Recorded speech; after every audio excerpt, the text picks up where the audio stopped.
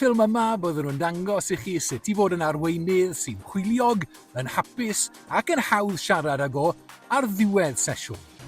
Mae hwn yn gyfle gwych i hyfforddwyr gael adborth, gwirio am ddealltwriaeth ac adlewyrchu ar sut aeth y sesiwn. Fedre helpu gyda chynllunio ar gyfer sesiynau yn y dyfodol hefyd.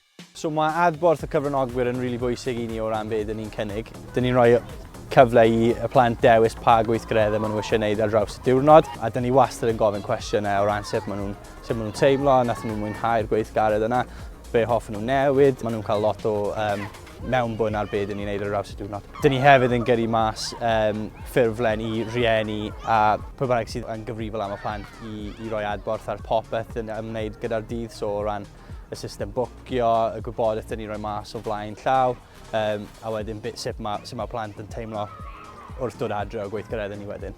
Da iawn, hyn. Okay. Ond dwi eisiau gweld fwy o chwarae fel ti. Ti'n gwylio pêl-droi? Be mae Man City yn dda yn neud? Dyn ni wedi cael adborth dda gan y cyfranogwyr heddi. Maen nhw wedi rhoi adborth o ran newid cwbl o pethau, so fyddwn ni'n edrych ar hwnna nawr ar gyfer sesiwn i fory gyda nhw.